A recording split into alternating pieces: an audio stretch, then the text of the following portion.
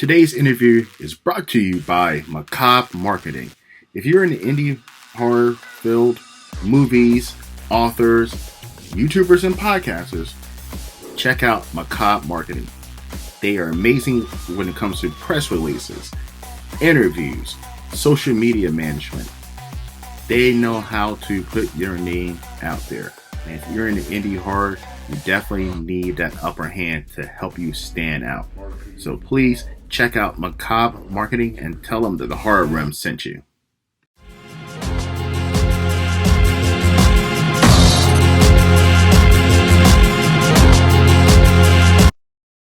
Hello everyone, welcome to the Horror Room. I'm Travis Bruce and today we're doing another indie horror spotlight. Today I have the director, the cinematographer, and one of the lead actors of a new horror movie that's going to be streaming out on Tubi soon, but it's out on Amazon and DVD, and it's called The Parker Sessions. First of all, I have Stephen King Simmons, which is, by the way, your parents must have been a horror fan. Well, they were. He's the director and writer. And then right next to him, I have one of the supporting actors. I have Danny James. Guys, welcome. And then right there below, I had the cinematographer. His name is David Comatar. Am I saying that right? Yeah, he's a Comatar. Right?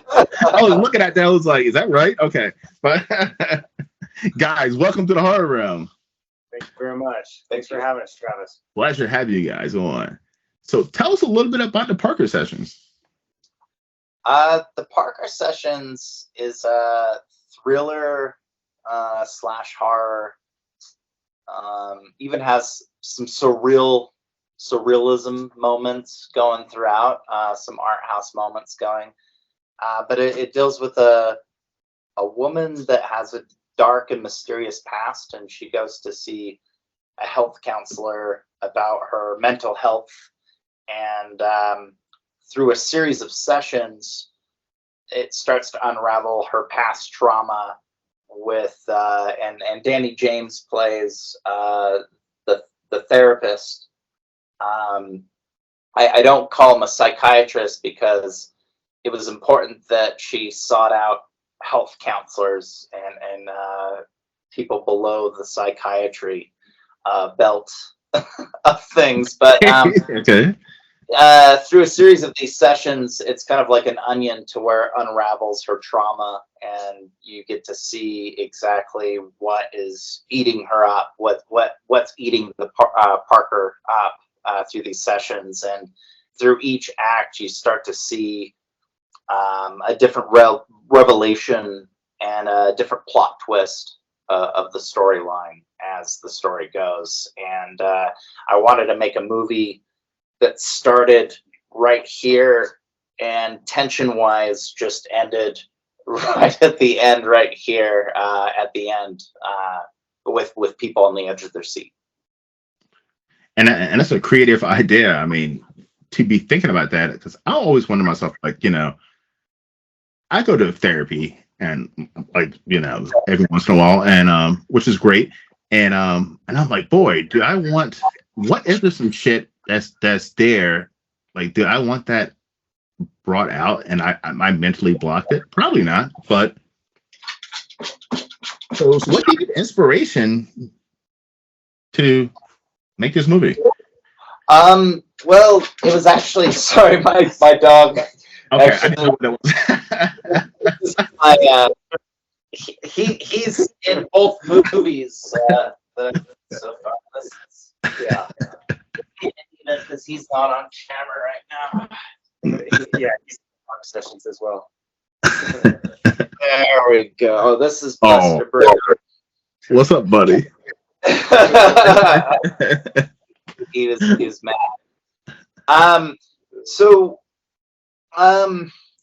It took me 10 years out of doing like short films to really want to make a feature film. And the reason why is because I didn't want to just make just any horror movie. I wanted something that had twists and things that the audience didn't see coming. And when I was going through certain therapy sessions with certain trauma that I had of my own, this story started unraveling, and I actually started going to fake therapy sessions as Parker at the beginning of this writing sessions, and talking out to. I went to 3 different therapists, and would do the same line of dialogue every session, and then get their reactions and what they said. And a lot of them gave me really bad advice and like bad book recommendations and things like that, which is completely in the movie. And I mean, I go to therapy every week, but I think there's something about mental illness and the way certain like 2-star Yelp review therapy sessions go. You know, there's a difference there, and it can do more damage than good. I listen. I 100% agree, because there's not enough therapists in this country at all. Like, so like the wait time sometimes to even get a new therapist is ridiculous. So some people just say fuck it. Yeah, some people just say fuck it.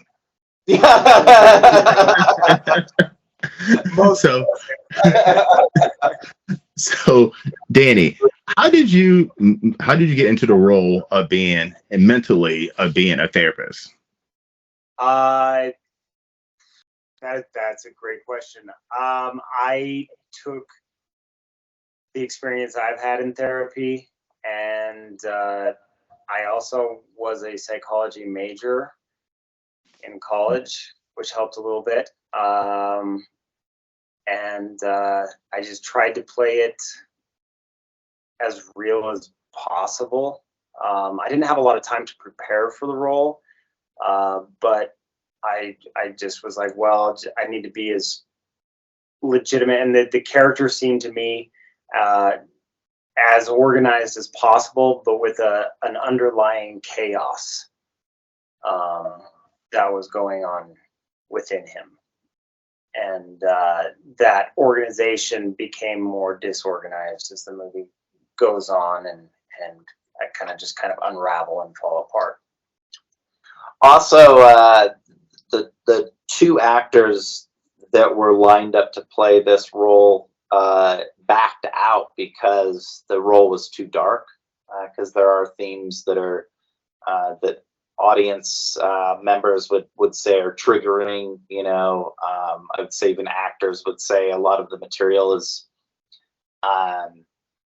you know, it's dark. It deals with anywhere from sexual assault to you know, night terrors, to the real things in life that really keep people up at night, rather than a fictional boogeyman. And I think that's what Parker Sessions is about material wise.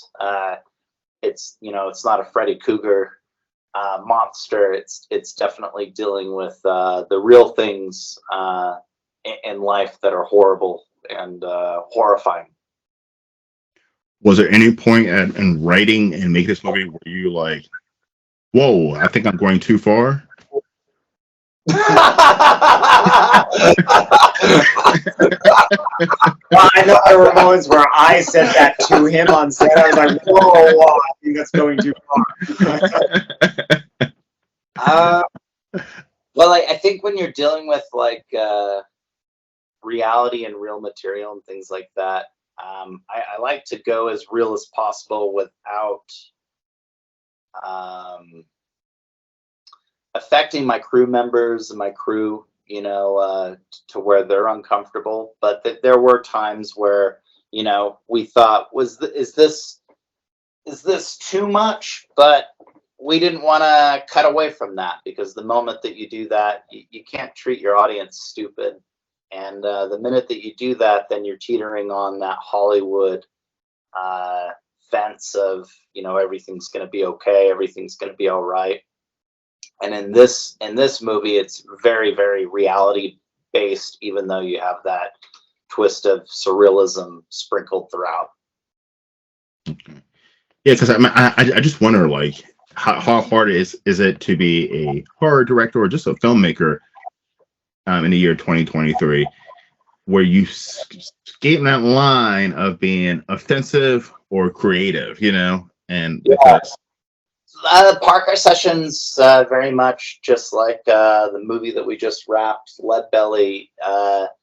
We definitely push those boundaries because most filmmakers aren't willing to do that these days. But at the same time, we're not doing it to, just pull punches and be in your face about it. There's a lot of heart in there. There's, we're telling a real stories, and so we want to tell it to a real audience rather than have that fictionalized. We don't want to cut away from anything, and I would never want to censor anything, even in the time that we're living in. But at the same time, be sensitive, to also the time that we're living in. There were things in this last project that I was working on that I definitely cut out of the script and things like that because it was based in the 90s, this movie, Lead Belly. And, the way that people talked in the 90s versus 2023 is completely different. Yeah, completely different. But my mind was like set in the 90s, so there was definitely times where I censored myself, but rightfully so, to also not alienate my audience because we're here to tell a story that people can relate to and also feel some comfort afterwards. We're not here to alienate anyone. Yes. I remember you bringing something like in the 90s, I was born in the 80s, but pretty much grew up in the 90s. And I remember half of the shit I was saying in my mouth. If I said that now, I would be fired, canceled, in jail, something. You know what I mean? Like if I said half of the shit that I was saying in the 90s, today, canceled, charges put against me, in jail, something. Yeah. It's just how people, like kids in general, how they treated each other back then. Yeah, kind of cruel, we were brutal to each other. Our best friends, we were just always calling each other names. And things are insane anymore. I know. I know. I remember because there was I might get myself canceled. But there's a game that we used to play in the 90s. It was called Smear the Queer. Did you guys ever play that? Oh my God. You can't play that game now. You can't play that game now. I mean, when you play the game, it's called something else. It's just called, hey, let's kick that kid's ass. Yeah.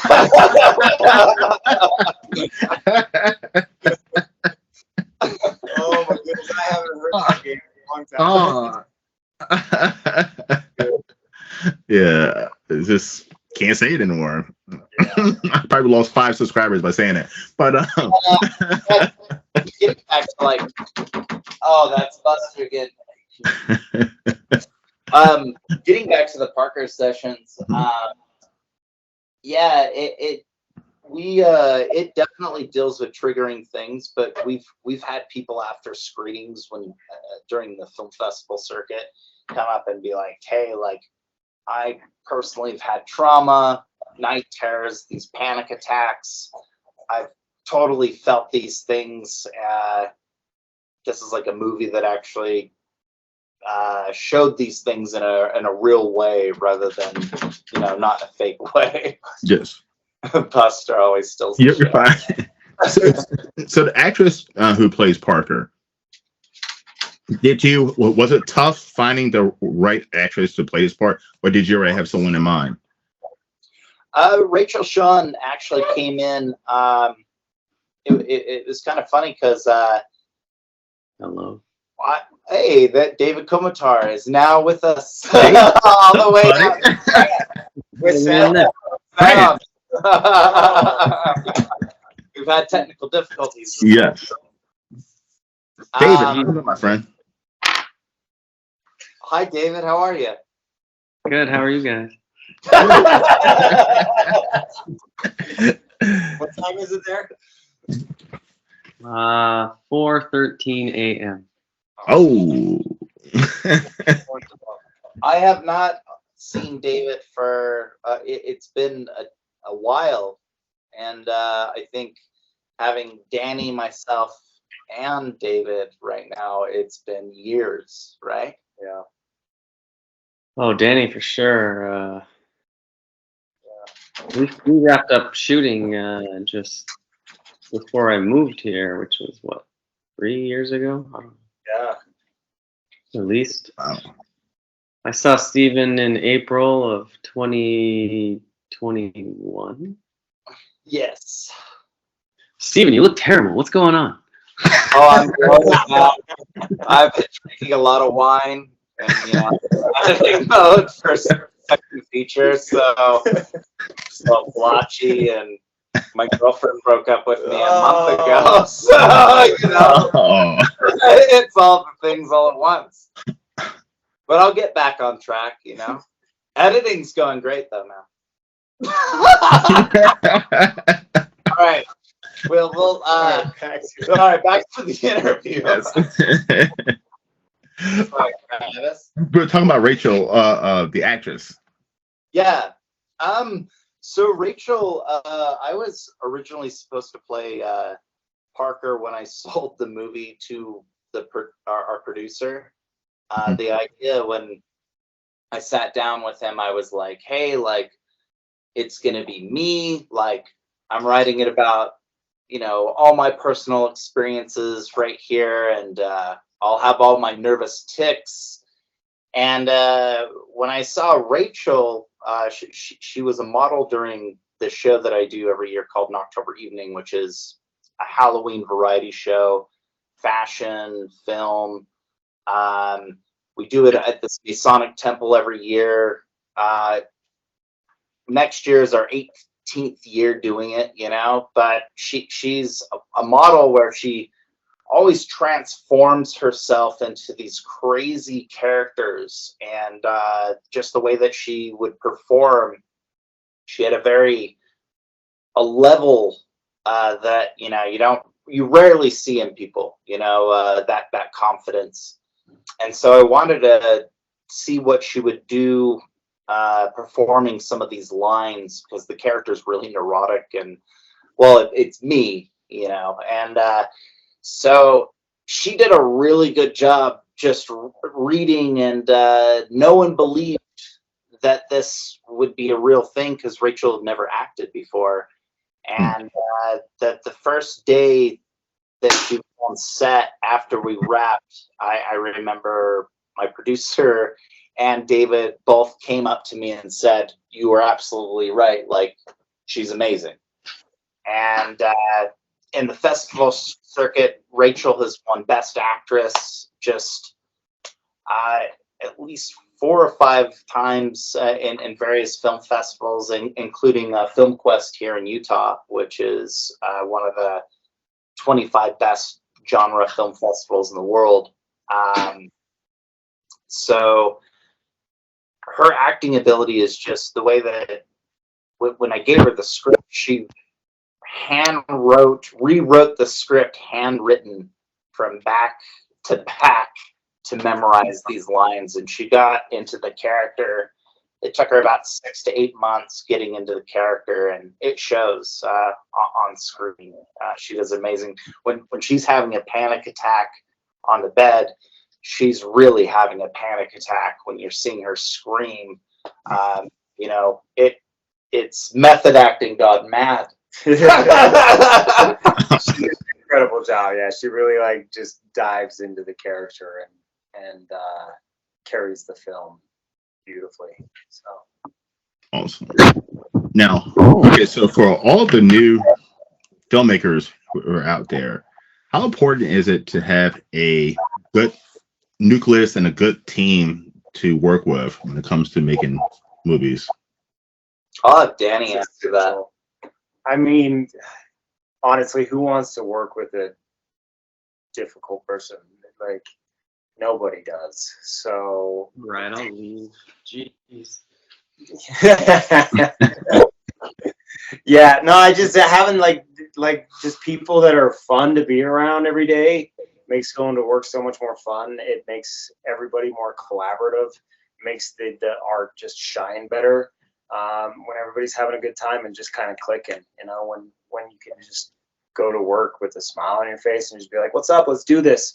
You know, you run into problems and you're like, "All right, how are we going to problem solve this?" Because there's always issues in film. There's always something that just come, you know, you hit and you're like, this isn't working out practically as well as it did on paper. What are we going to do to fix it? You know, what are we going to do to make this good? And you have to kind of like work on that. And if people aren't pleasant to work with, that can really make it difficult. So having a good team is, in my opinion, most important, more than anything. Especially when you're working on a movie like The Parker Sessions, which is a really dark film. Like you're dealing with, like, you know, disturbing materials. You can't have also backstage, you know, behind the scenes also match, you know, the horror movie that you're shooting. Otherwise, people aren't going to be having a good time. Catering is very important. Food, always have the best food. I hear that. You know, set beers aren't a bad thing if you do it in secret. So, because I've seen bad movies, right? Especially horror movies, bad horror movies. And then if you look at the commentary behind them, there was always some fighting and rift between the actors and actress and the director and this and that. And it just shows to the audience that everybody's not working together. That there's everybody's doing their own fucking damn thing. And it definitely shows to the audience. Yeah, not much. Yeah, the collaboration. I mean, when you're not collaborating well together, the final product, filmmaking is a collaborative effort, and it takes 100 people to make a movie. And if you're not all working together for the greater good, you know, it shows. It shows when you're not all working together. David has a really good work ethic in terms of I've never seen the man really blow up at me, even at 4 or 5 in the morning when we're doing 20th or 30th take. Hey, we're coming up on it. You wait. Would you expand on that? Yes. Of, like, you know, working in a cool environment, like working with the right people. What would you say to that, David? Well, what keeps you happy on set as behind the camera 24/7? Well, for Parker Sessions, you can still hear me, right? Yes. Mm-hmm. Okay. A lot darker for some reason. But you know, Steven mentioned he'd been making short films for like 10 years before this, and that was me. That was us. And so when it came to making this movie, like, I mean, you and I had a shorthand. You know, you didn't have to explain a lot, and you kind of let me do my thing, and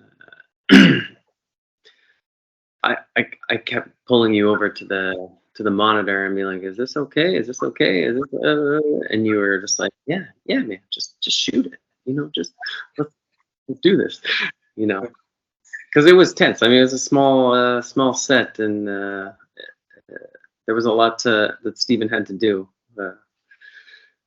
But yeah, what am I saying? What keeps you cool, though? What keeps you cool-headed? What do you think keeps what for first-time filmmakers? What do you think keeps people cool-headed?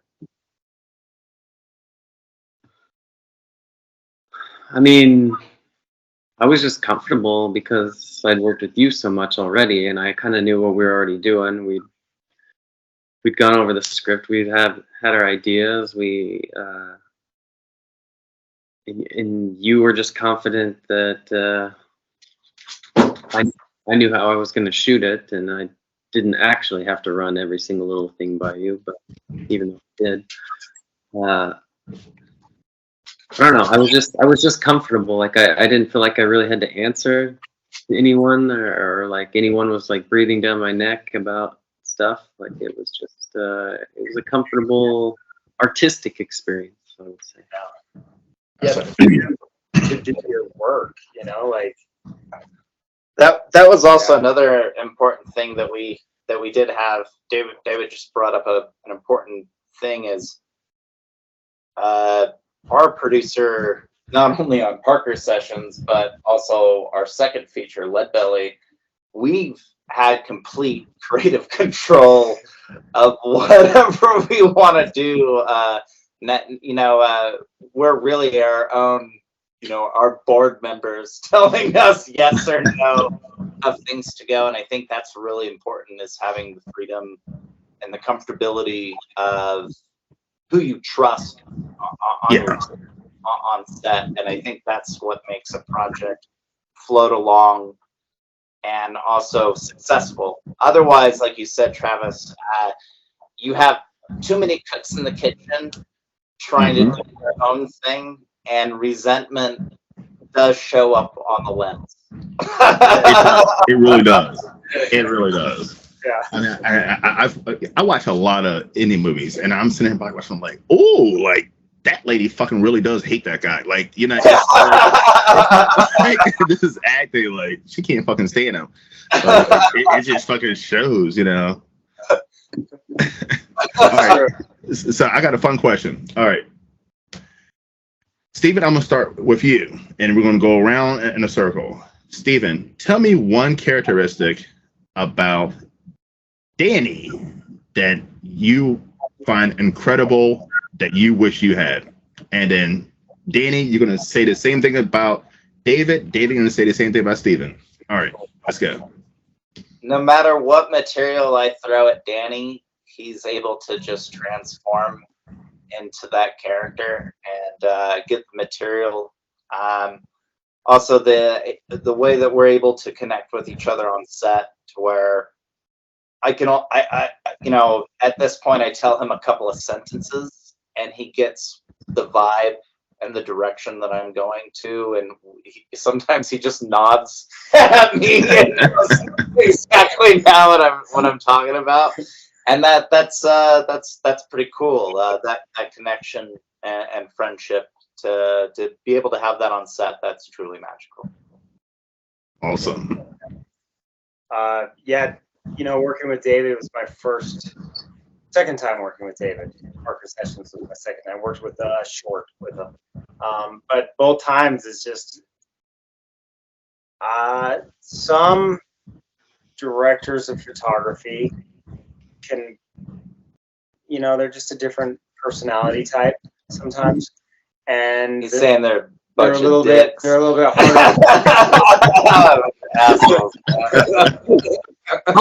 You said something nice, man. Say something nice. But David is that, like, he's so chill and laid back and fun. Like, honestly, he reminds me of like the fun Bill Murray, like a young fun Bill Murray. And like he's like always, like, he'll say these like jokes under his breath and stuff like that. And you like almost have to like pay attention to catch half of it. But he's really chill, really kind, and he gets very dry sense of humor. Yeah, very dry sense of humor, and he is able to, like, I mean, me as an actor, I'm also a camera person myself, but like I don't always like how some people video me. I'm just like, oh, why'd they use that angle and stuff like that? And I really like the way David has captured me, and just is a way he tells stories and stuff through the lens, and I think that is just kind of an extension of himself, of just kind of like this very artistic, beautiful mind that is able to just capture the beauty of the world around him. So David is the type of cinematographer that is a rare breed, because like when we were doing the beginning stage of the Parker Sessions, he was looking into lenses that Kubrick used to film with back in the day, and you'd be in that mindset. And so like there'd be certain times where he'd be like, "Hey, Steven, I'm getting this this lens from Germany or like Russia," and I was like, "Well, how the fuck are you gonna like, put that on your camera?" And he's like, "No, don't worry about it. I've got this adapter that like fixes it on, and it gives like this certain kind of glare that gives this certain kind of bokeh, during this scene with the lights." And he constantly thinks in that artistic way to where you're going to get a visual that you're not going to get with other cinematographers, because he's not only thinking with his head, but he's also thinking with the gear, which is, as a painter, that those would be, his colors that he's working with. So my hat's off to David, because he's really he's beyond what is it called when someone's, they're like, no. Yeah, like humble. And yeah, like, he's beyond humble. He's just a good person. He's one person to be around. And I wish he was a little closer to here so we could work with him more often. But maybe someday. And David? That's it. I mean, that's...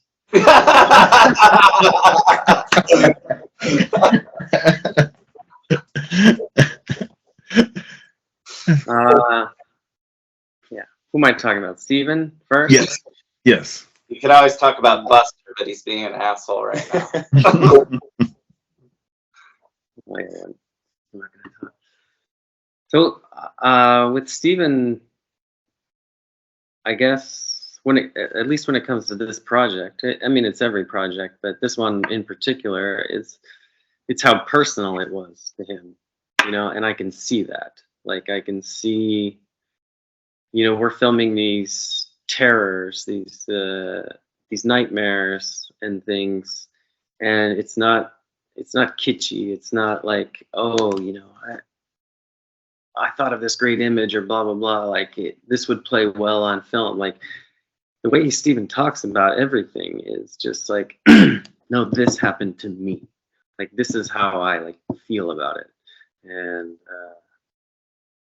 I don't know. Like, that's the kind of thing that makes me want to like work harder to capture that stuff. I mean, I've got my own problems from the past, and I understand like trying to address those things through art. And Steven is like the only person I know that does that I work with anyway. That I don't know. It's moving to me, and I want to approach it with I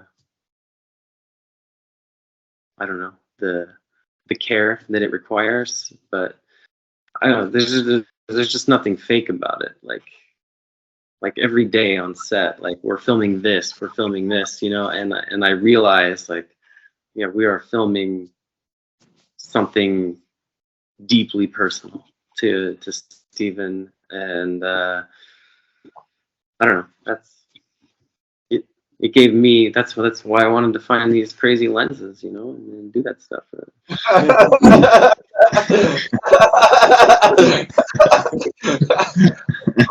Yeah. I was inspired by his story, and I'll say, I'm sure Danny will back this up. Like, when you work with Steven, the most like invigorating, the inspiring part of it, it's not reading the script or anything. It's like when he brings you into the project, he brings you into it. There's gonna be that moment where you're like up there in his bedroom where you guys are right now, by the way, and he spills his guts and he tells you, and he stands up like it's a one-man show. Like, you're sitting oh, we're just doing this. And he gets up and he's just like, all right, and it's gonna be this, and then this, and then holy shit. And like you feel like you just witnessed this amazing thing. I don't know. I know what you mean. Yeah, I'm with you on That's that. awesome. But he draws you into it, and then his passion for it, it's, and there's nothing trivial about it, oh, I think this would play well on film, or I think this would look cool, or I'm. He's like, no. Like, and that's the other part that I would say is he's so driven by his own like inspiration and like what he's trying to tell you. Like that's what actually gives you the room to breathe. Like as a director of photography or as an actor, is like he's giving you all of the life, saying like, do it, go with that life. He's not telling you. He's brought you on because he likes you for what it is that you do, and you know that's the part of the comfort I was telling you about. I'm just like he trusts me. Like I need to film this right, you know. Like he's letting me do this, and anyway. Well, that trust also, Travis, you were asking about Rachel. There's a lot of scenes where I don't think most actors would go with material. Like there's a scene where like she got sick because she had a panic attack, and she got sick and she was like, I'm gonna go throw up. And then she was like, but you have this scene where the character Parker throws up. Do you want to just film me throwing up? And I was like, only if you're comfortable with that. And she was like, well, this is what we're doing, let's go. And so like it That's awesome. shows her, you know, I was not comfortable with that. set up the camera, like gone. There's also scenes where in between where Rachel's at happier versions of this character.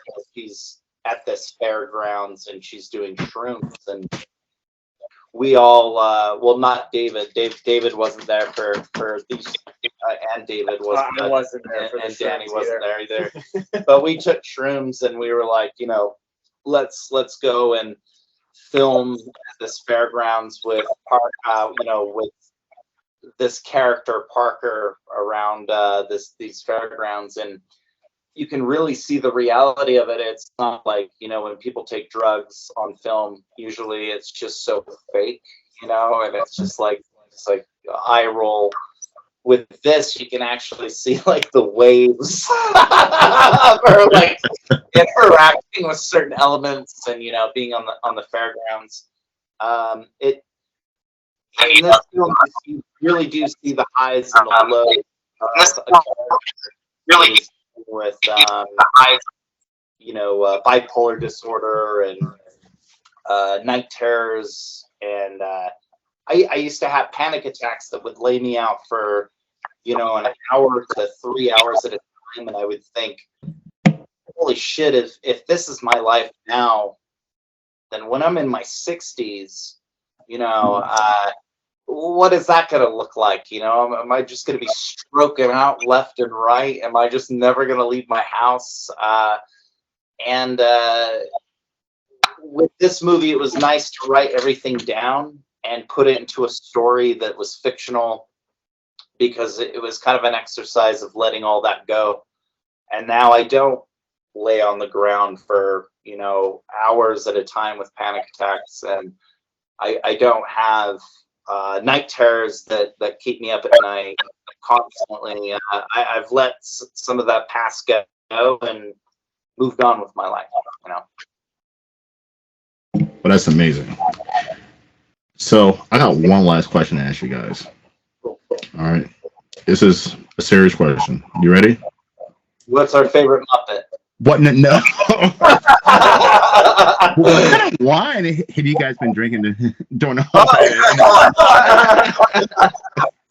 Yeah, man. I've been seeing bottles poured the whole entire interview. What are they drinking?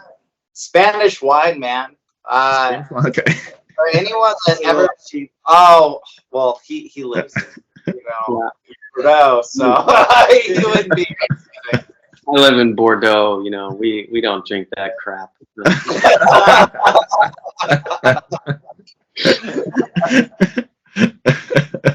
I recommend, you know, anyone that's ever stuck on a red at the wine store, just go to your Spanish aisle. You can get a nice tasty with nice tannins, a lot of organic wines, $12 to $15. What would you recommend, David? A French wine.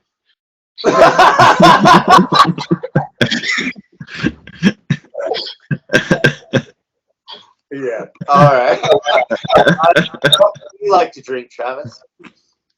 So I'm not a big drinker, but when I do drink, I'm more of a whiskey drinker. Yeah. Yeah, I'm more of a whiskey guy. So Bourbon whiskey and or- beer, whiskey and beer, whiskey and Yeah. beer. Yeah, Together. Steven was a whiskey guy for a while. separate. Yeah, but I love, which is an old man drink. I love a good whiskey sour. Yeah. I Yeah. love a good whiskey sour. That's a good sipper drink. Mm-hmm. Yeah. All right, guys. Well, where can everyone find you? You go first, Danny. Wait, I missed that question. I'm deaf. What? Where can everyone find you? Where people can find you. Where can people Mhm. find me? In Utah. Yeah. Danny James 00 on Instagram. I don't do the social media really though, but IMDb. Those are probably the main two places. I don't really do social media, but Danny James 00 is my Instagram. I'll try to post more. Stephen King Simmons, Stephen with a PH. Yes, that's my middle name. Instagram, Facebook, all those fun little socials. I like Danny don't post that much because I think, well, we're not here for people to hear what I think about that stuff. But yeah, you can find me there. I'm always willing to ask questions. I always respond to people right away. And David Komatar, this is your turn. Oh, I do nothing. I moved there. This is the first time I've been on the computer.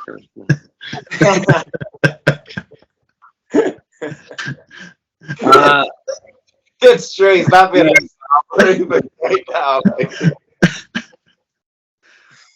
You can find me at the liquor store, not in the.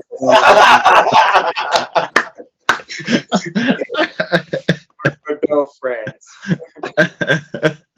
No, I would say go to Steven's YouTube page. Like that's where the breadth of my work is working with him, and we have lots of shorts up there and lots of things to look at. Scary stories to tell in the dark adaptations. We're one of the #1 visual storytellers of those old school Alvin Schwartz stories. In fact, the cinematography, I think a lot of it, our inspiration for telling the Parker Sessions comes from those scary stories to tell in the dark shorts. The black and white visuals that come from those illustrations. You guys could go down into the description box below, and there is a link to their YouTube channel. So definitely check it out. Subscribe. Also, subscribe to my channel too, by the way. Yes. I don't say that enough in my videos. I thought that was supposed to be an end tagline, no matter what. I forget to tell people to subscribe to my channel. I just assume that they're going to subscribe to my channel because it's so great, right? Everybody subscribe to the channel. Yes. If you do, we'll reach out to you and give you a big hug. Most definitely. I'm gonna subscribe as well. Guys, this has been an absolute blast. Listen, I would love to have you guys back on. I know you got another project coming out soon, so hit me up when that's ready to go. I'm gonna have you guys back on. Awesome, Travis. It'd be an awesome pleasure. Pleasure as well. Please watch the Parker Sessions out in Tubi. You can also buy a Blu-ray on Amazon, Walmart, any of your retailers that sell physical media. And if you ever want anything signed, we're happy to do it. Yes, I need my signed copy too, guys. But